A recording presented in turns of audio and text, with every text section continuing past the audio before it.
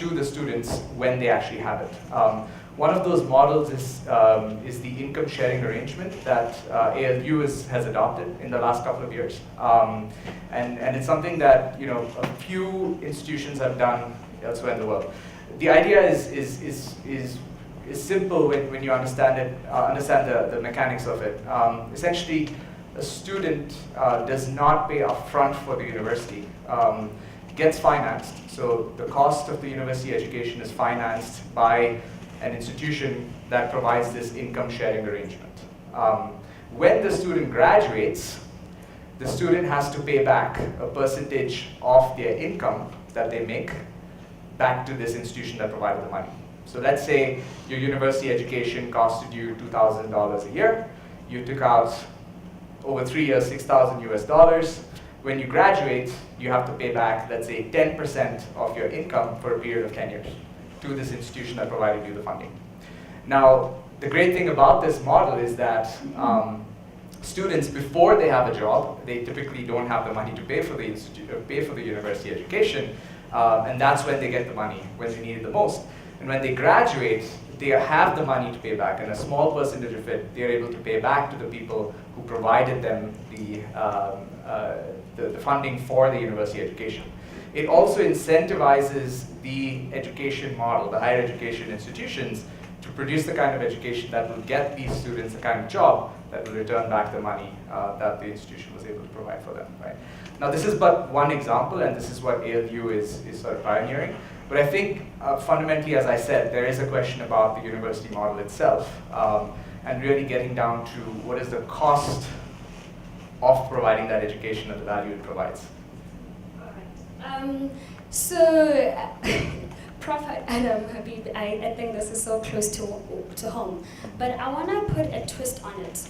Looking at a different model that says at the end of the day, you have to pay back the university. There has to be a flow of cash within the community of investors, students.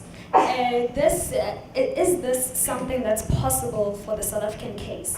And on a different, it's still on fees, but let's say you would want to implement this model at WITS. That means you have to have communications and conversation with the students. And with the past protest, we've seen that there's been an interesting dynamics between students and management in terms of having this conversation. And my take on this is that university is also there to build character.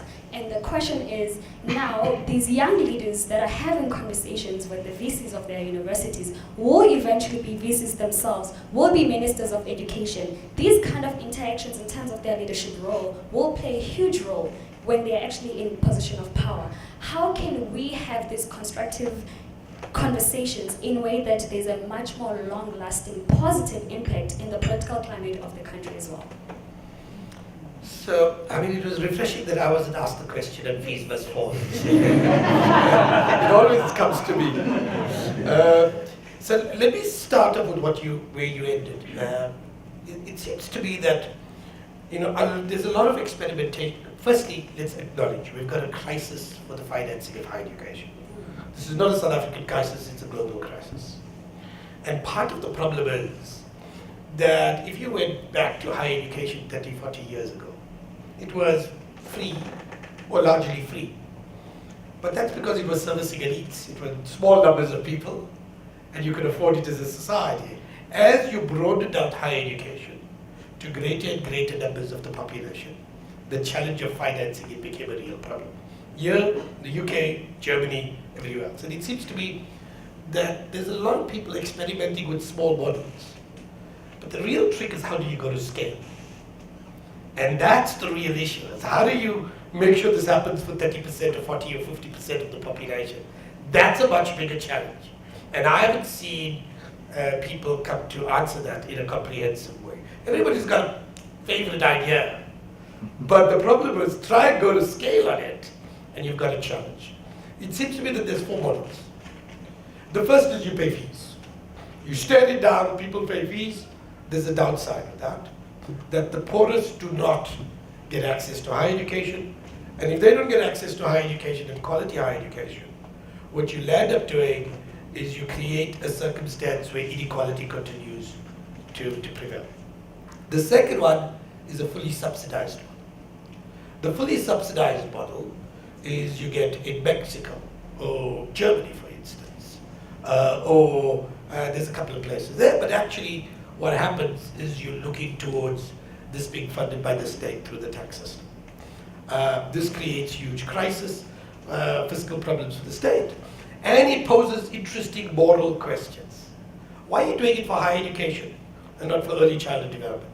Why are you doing it for a group in the South African context of 1.1 million students in universities when 4.5 million young people are deployed and not in university? So there's good, important moral questions that come out. The third model is the income sharing model.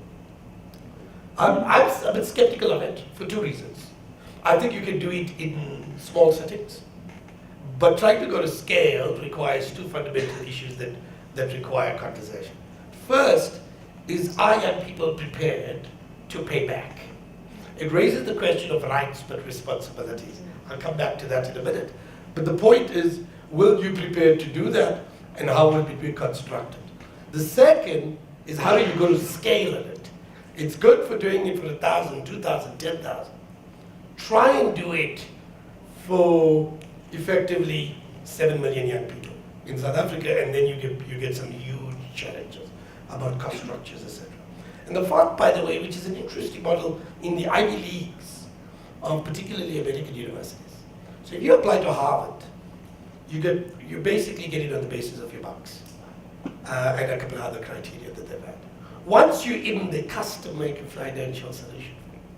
Now the question you have to ask is, how do you do that? Harvard can do that because it's got a 55 billion endowment. Is there a way that you can create through other mechanisms, corporates, World Bank, international agencies, a series of thought processes that create endowments that allow for needs-blind education? And I think that that's where there's some thoughtfulness that needs to go. I'll pose two other questions, which are important. To do that poses another question here. Who gets in? And this is my worry about this. Everybody describes higher education as a homogeneous thing. It isn't. You get research-intensive universities, you get teaching universities, you get vocational colleges, you get teaching colleges. There is no such thing as the university. There are different types of universities.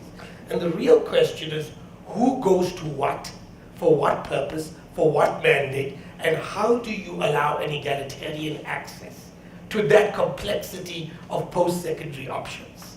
And I think that that's where there should be a debate. Finally, the question that you pose is, can there be a conversation with students? Well, I think this is where we're going to have a real conversation. I must say, I think that there's been two problems that fees must fall brought to the fore. First is the failure of political elites and leadership figures in our education system for not dealing with the problems. We knew it's coming. I've written 7-10 years ago that we're heading for a major social crisis. Others have written about this. So the question is, we didn't deal with it proactively. And that's something that I think needs to be a lesson learned. But I also think that this generation of students need to learn some lessons. And I think that there's 2 or 3 things. You can't demand without understanding their consequences. You have to engage in a manner that takes on rights, but responsibilities. I have a standard response from students. As a result of the notion of black tax, we are not prepared to pay back through the tax system. That's the official line of fees must fall open. We will not pay back. This is owed to us. And I think that that has to be challenged. I think we need a serious conversation that yes, access should be provided, but how does the next generation get paid for unless you make your contribution to the process? So I do think we need a very, very real conversation with the existing layer of student leaders. We can also talk about tactics, whether there's a sensible thing to say, I believe in free education and then want to burn down buildings. I think that there's a serious questions about all of these things. But I think the most fundamental question is not to romanticize this struggle. that there are very positive features of the student, and they put issues on the agenda that were valuable and should have been.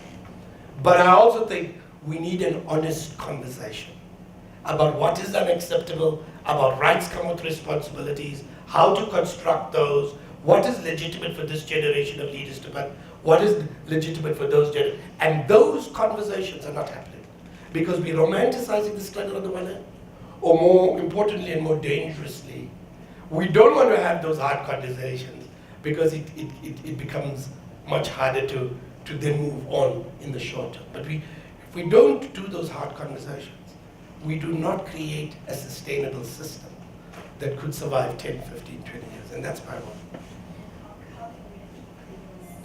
So I think we need 3 or 4 things that flow out of this.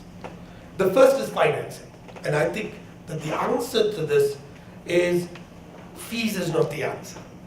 You're going to need to say, how do you guarantee access for anybody who's capable of being into university and who wants to be in university should get access to it, and the fact that they're poor should not deny them that right.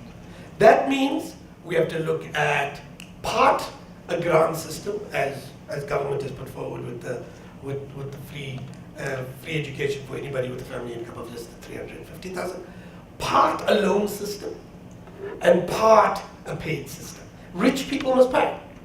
Those people who can't pay and in the middle classes that are struggling must be able to get a loan system and come in. And those people who are very poor and can't get a loan system will probably need a grant system. I think you need all of those suite of options, and we need all of them in this thing. That's the first thing, I think. The second thing is, I think we need to start off with the principle of quality. It's no use say I'm going to give access to everybody and then give a bad quality education. This is what we've done in the primary and secondary education system. We've got to turn an enrollment rate of 95%. Would you respect 80% of those people get, pardon the expression, a real shitty education? It's unacceptable. And poor people should not be getting a bad education. So I think that that's the one thing. We need quality, and to talk about quality, we need differentiation. Universities are meant to do different things. We need different mandates, and we need to think through, create maneuverability. You start here. Barack Obama started in a college in Chicago. He ended in Harvard University doing his law degree. We need our people to be able to move through our systems. And that mandate mustn't be determined by the ego of the Vice Chancellor. It must be determined what makes sense for the society. So that's the second thing. The third is technology, I think, is fundamental. But I think there's a real danger in the technology because, again, there's a romanticization. A lot of people are saying, important university, give the poor people education through the internet. Now, I think you just create a new sense of equality where poor people get access to online education and rich people get face-to-face interaction. I don't think that's what we need. I think what we need is a blended learning approach that allows us to go to scale, but at the same time, creates the circumstances for this. And I think we're all in experimentation with MOOCs, with new digital technologies, electronic zones, e-zone classrooms, etc. And we're experimenting. We haven't figured out what that will mean, but we all need to experiment. And the last thing I want to do is I don't want the Americans and North Americans to only experiment. I want Africans to experiment as well, because we must experiment to create custom solutions for our content. So I think we need all three. And then the final is absolutely, and this thing, if you want to create a great education, it must be globally competitive, but it must be locally responsive. And you must learn how to operate in the realities of your world. You can go, I'm going to say this to colleagues, you can go to Harvard, it's a great university. But if you want to operate in Tanzania, Harvard's not going to teach you that. It can't. They'll teach you some technical skills.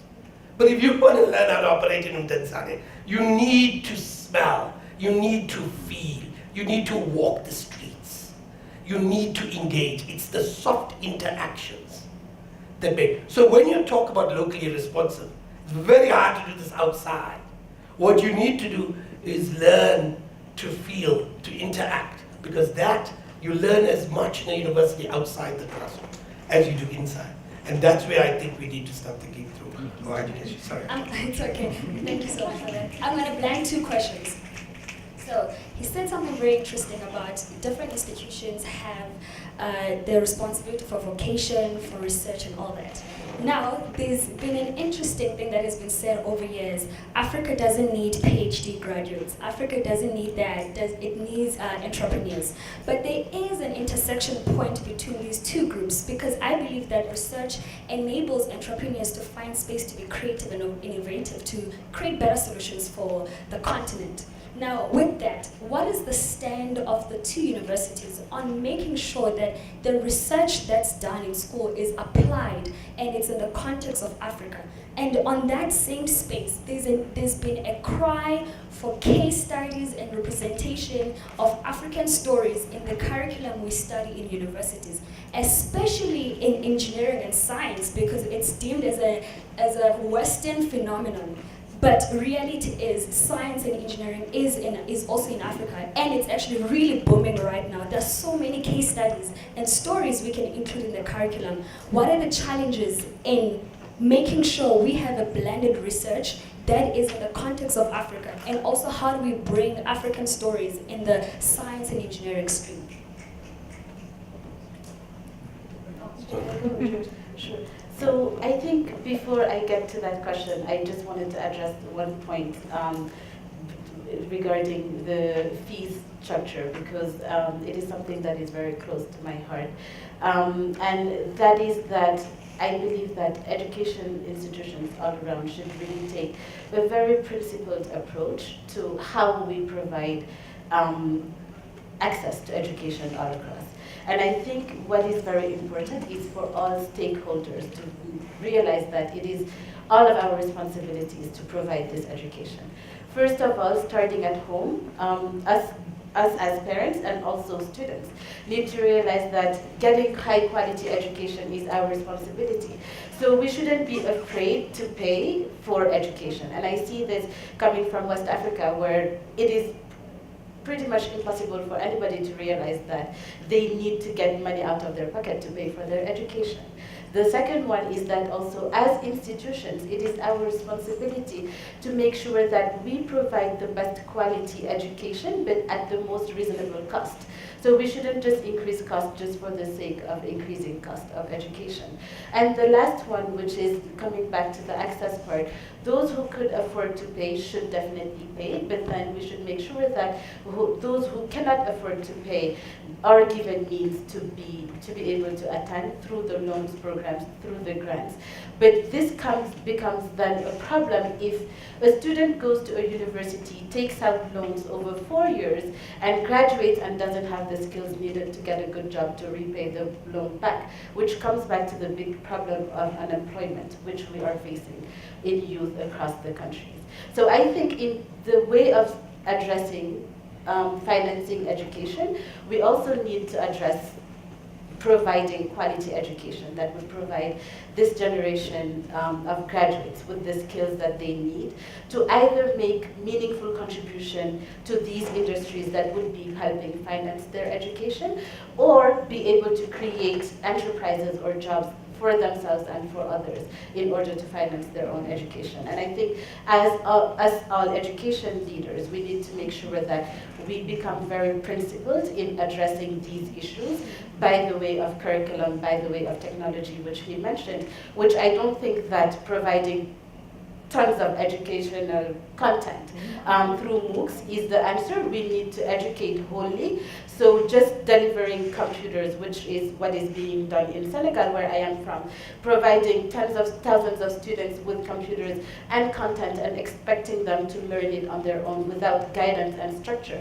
is just going to fail the education system in going forward. I guess we'll just pass on the question to Khurram, and then we have only one question from the audience. We've run out of time already. So again, a really good question around African content. When we started ALU, we were deeply committed to saying we want to provide the most contextualized Pan-African content to our students and resist sort of bringing the content that exists at a university level and just providing it to our students. To be honest, there's very little out there, unfortunately, that exists that we can currently leverage, right? And when we set the agenda for ALU, the mission, we said we want to develop 3 million leaders. And in order to develop 3 million young leaders, we needed a sharper focus to say, we can't go take the money we have, put it into research grants to create contextualized African research for the content we will produce. So there's almost this chicken and egg, right? We're here to produce access to tertiary education, but the kind of content we needed was not existing. At the same time, there isn't a sort of bountiful set of talent at the master's PhD level to do this research on the continent. And again, to my co-panelist's point here, you can't just bring a Harvard, Boston-born person and come and say, okay, do research on the continent, create African continent. No, you need to have grown up here, you need to understand the context. So we've been dealing with this problem quite a bit. We do believe that there is a place for research universities, and we really hope that there will be endowments and investment in that field.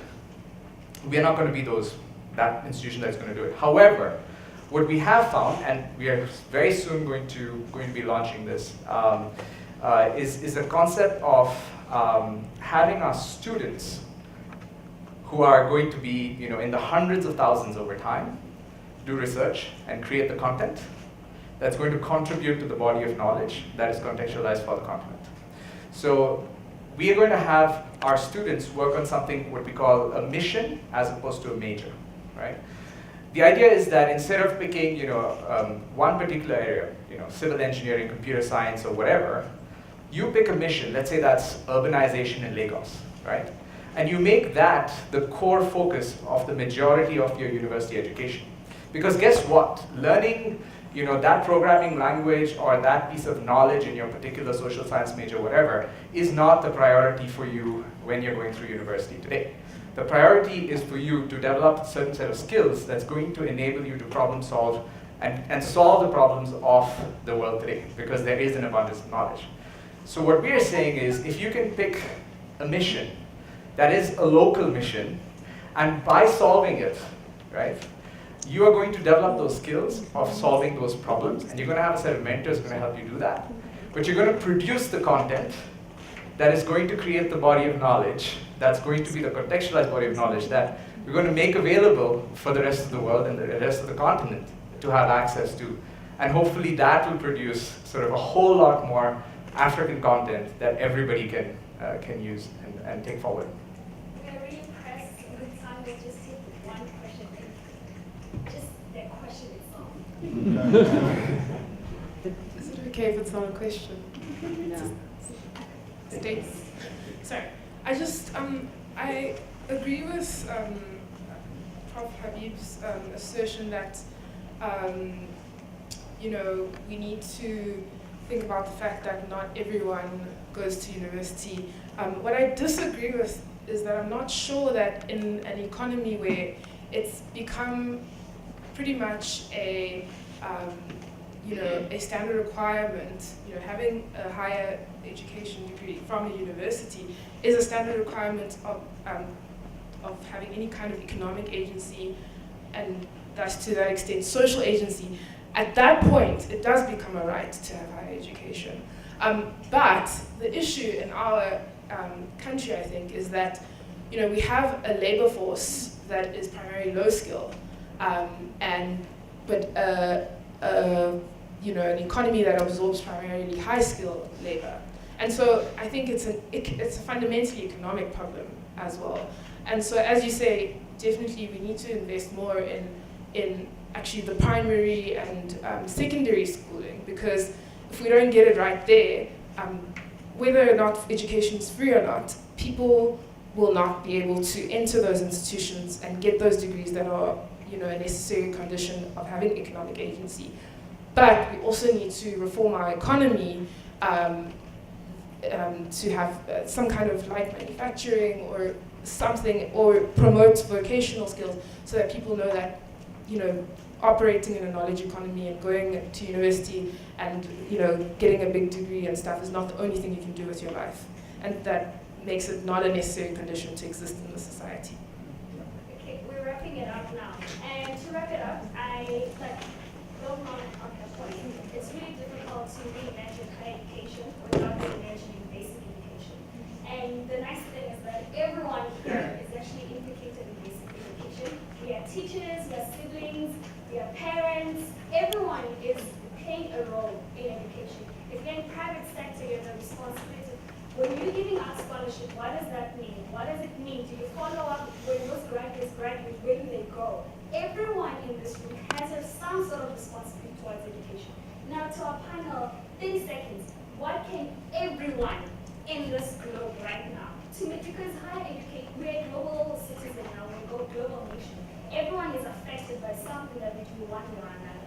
What can anyone in their own space, 30 seconds probably, that they can do as individuals? Maybe someone can take a general population of students, and another panel can take parents, and another one take operations. 30 seconds. So I think that what everybody should be doing is having honest conversations. If you don't have honest conversations and have honest things about the challenges that exist and how we find the solutions, the problem, she said, she's right. To get access to the economy, you need a university. But is that the problem of the university, or do we need to fix the economy? Because why do you want to produce somebody who's a lawyer when you need a massive need in computer programmers? I'm just using this as an example. And so we need to fix the economy and the pipeline. Finally, I would say. I have to say this, sorry. The only final thing I have to say. I think it's fundamental that Africa has its own masters and PhDs. Don't forget that. Otherwise, we'll always be dependent on everybody else.